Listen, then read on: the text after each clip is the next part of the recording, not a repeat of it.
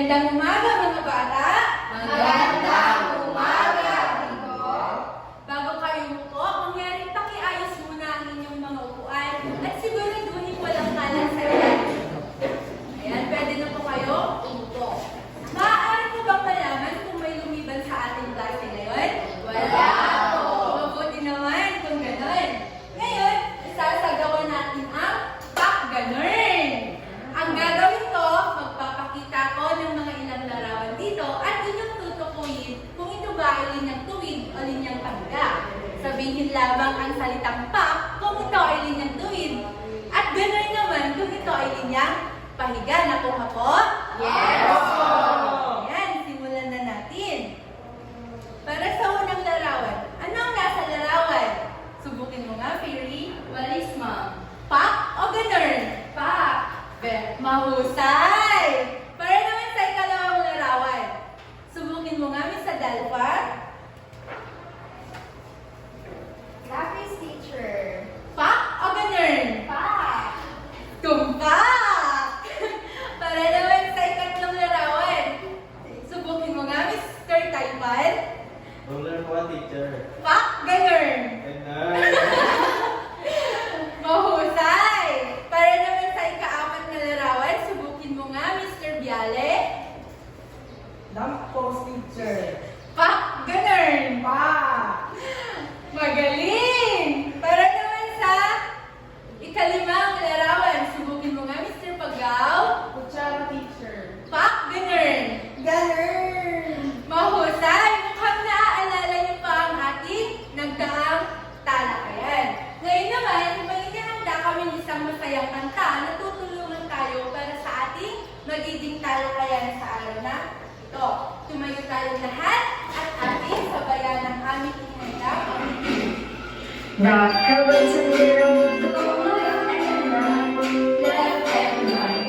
Left and right. left and roll, Left and right.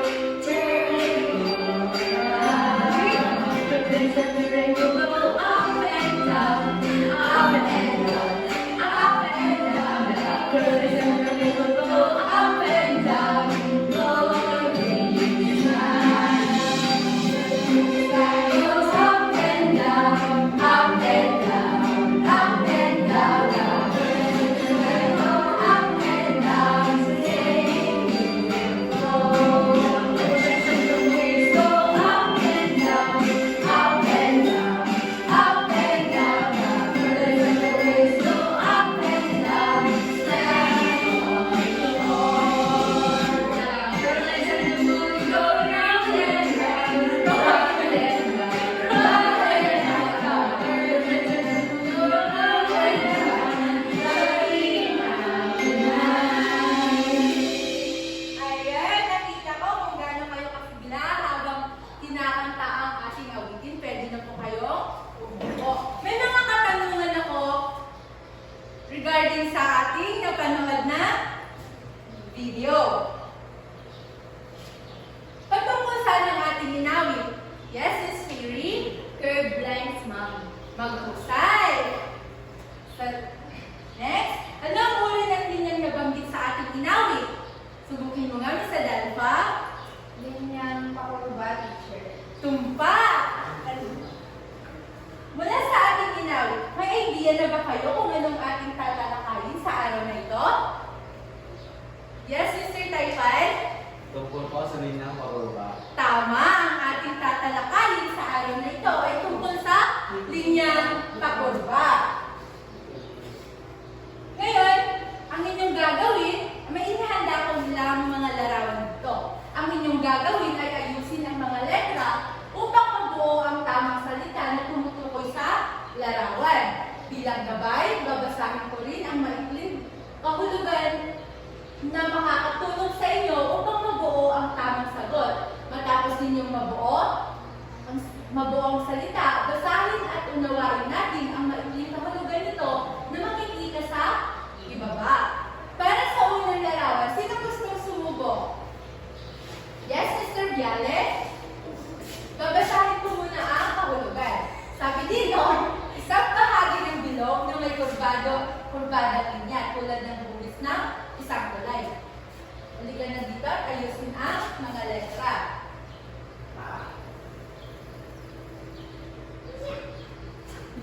Espero. Ayan, pakibasa nga mga bata. R. Anong sabi sa R?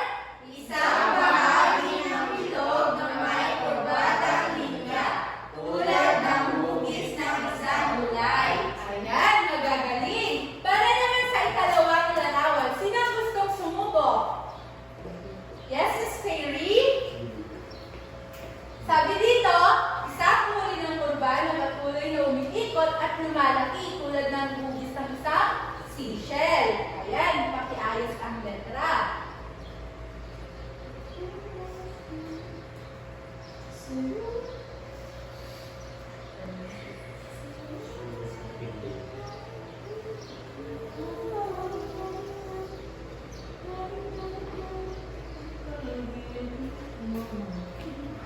Ayan, pakibasa na mga bata. Spiral. Ano sabi ng spiral? Isang uri ng kurba na patuloy na umiikot at lumalaki, tulad ng hugis ng isang seashell. Ayan, mahuhusay. Para naman sa ikatlong larawan. Subukin mo nga, Mr. Pagaw. Sabi dito, ito ay isang perfectong kurba na walang simula at walang katapusan. Tulad ng mga bulong ng sasakyan. Ayan, pakiayos.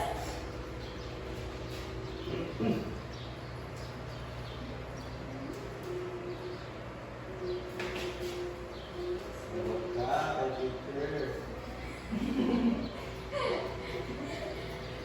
Ayan, pakibasa nga mga bata. Bilog. Anong sabi sa bilog? Ito ay isang perpektong kurba na walang simula at walang katapusan, tulad ng mga bulong ng sasakyan. Ayan, mahuhusay kayong lahat. Ngayon naman, may ibabahagi akong kwento tungkol kay Mang Juan at ang linyang pakurba. Makinig kayo ng mabuti dahil may mga katanungan ako pagkatapos ng kwento. Pero bago ang lahat, may katanungan muna ako bago ako magsimula.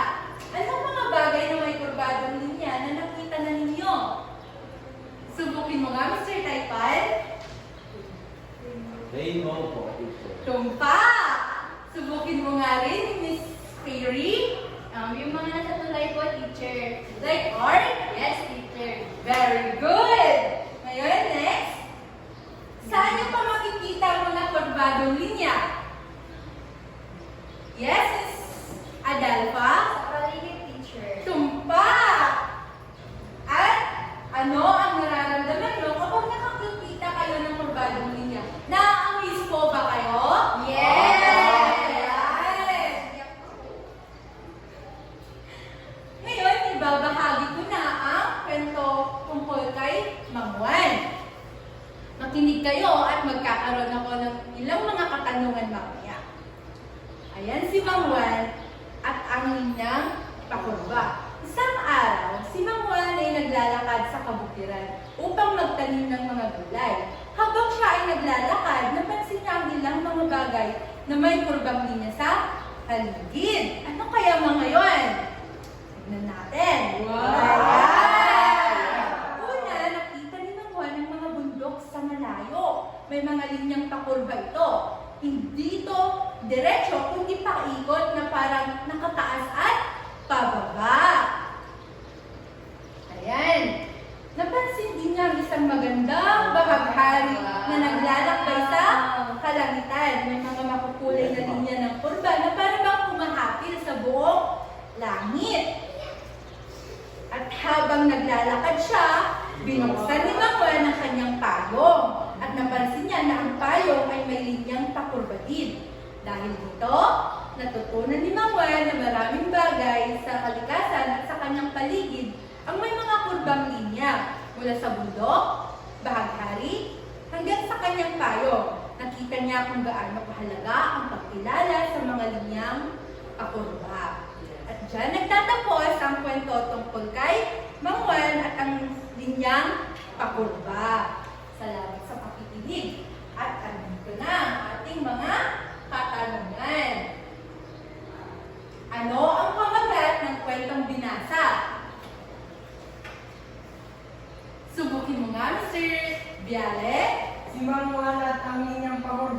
teacher. Tumpak!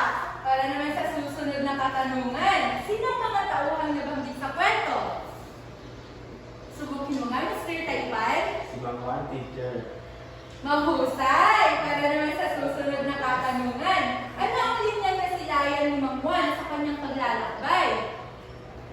Yes, Miss Perry? Mga linyang pakurba, teacher. Magaling!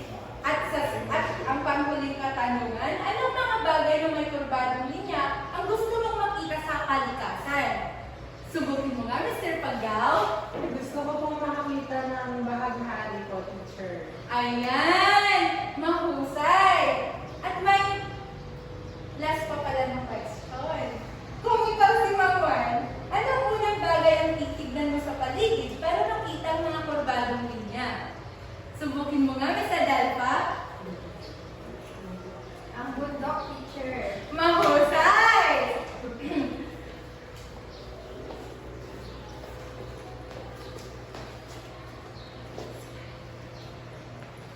Alam kong nawili na kayo sa kwento ni Mang Juan. At dahil dyan, meron akong hinandang isang aktibidad kung saan tatawagin natin itong Bukit Corbado. Igugrupo ko kayo sa tatlo. Unang pangkat, pangalawang pangkat, at pangatlong pangkat. Narito ang mga embryo kung saan mamamalaya ko yung pipilit ng inyong gagamitin para sa ating aktibidad. Mali na kayong pumili. Ngunit bago yan, ating babasahin ang mga hakbang. Maaari ba natin itong basahin sabay-sabay? Mga hakbang. Bawat grupo ay bubunot ng isang sobre na naglalaman ng mga libreta at papel. Bilang isang grupo, magpapasya kayo kung anong bagay na may inyong pakurba ang nais inyong iguhit. Gamit ang Crayola, iguhit ng maayos ang napiling bagay. Tiyak din makikita ang mga linyang pakurba. Ipakita sa klase ang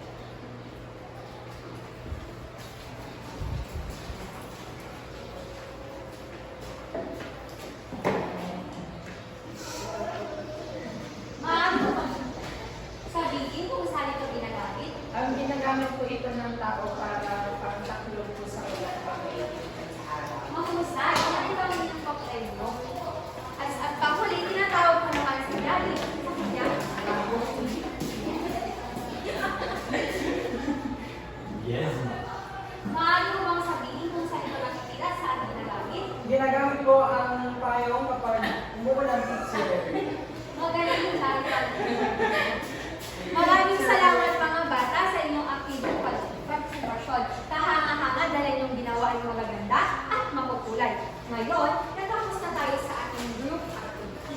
Ngayon naman, ay magkakaroon tayo ng isang individual na gawain kung saan tatawagin na itong hanapin mo ako. Ang ating gagawin ay hahanapin lamang ang mga bagay o gamit na may linyang patubak. Maaari na sa itaas sa likod.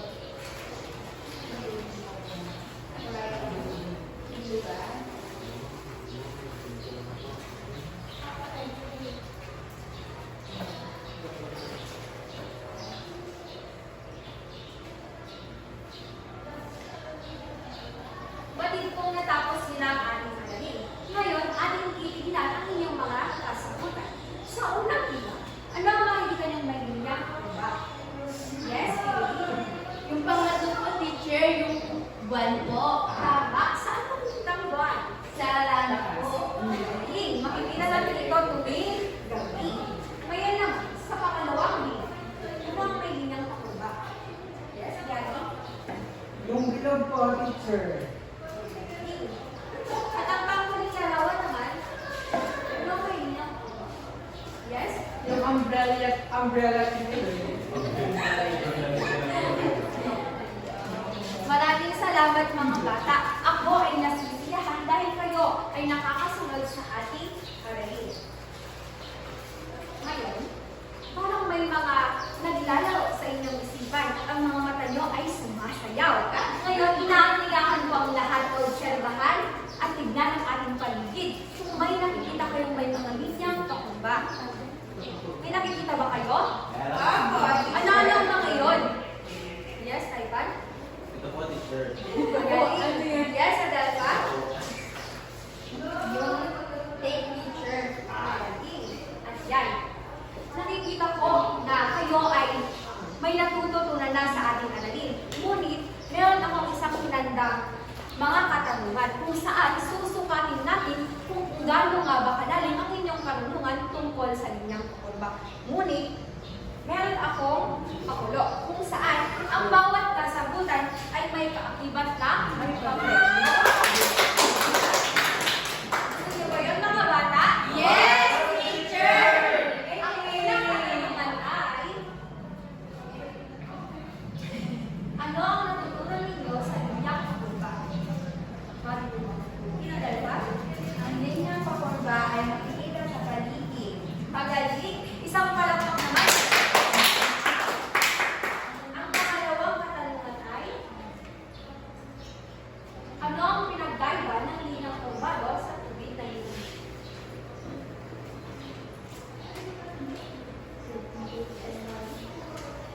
Ang linyang pakurba po, teacher, is parang pataas pababa po siya. Samantalang yung linyang tuwid po is straight po siya. Pagaling, ikaw pa. Ano naman, ay paano mo malalaman kung ang isang linya ay pakurba? Maaaring bang subukin, Mary? Malalaman po natin, teacher, na ito ay isang linyang pakurba pag meron itong pataas at pababa. Galing. Pang-apat na katanungan, bakit mahalaga ang pag-alam sa mga linyang pakurba? Maaaring bang subukin, Adelpa? Para alam po natin kung ano ang pinagkaiba ng kurbang linya at sa tuwid na linya. Magaling, ito ako para sa'yo. At pang-huling katanungan, paano mo magagamit ang linyang pakurba sa pang-araw-araw? Yes, Haley? Maaari po natin magamit ang linyang pakurba sa pang-araw-araw sa pamamagitan ng pagguhit at pwede din po sa ating araw-araw na ginagawa. Magaling, ito ako para sa'yo.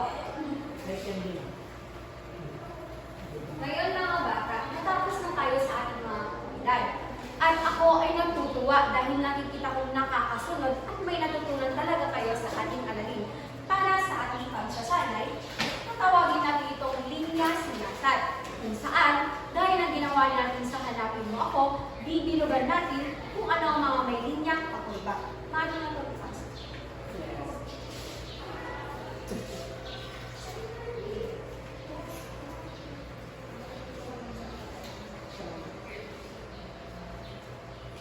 Ayan, batid kong natapos na ang ating pagsasanay. Maaari na ito ipasa pa harap. Pass your papers, pass your papers, quietly, quietly.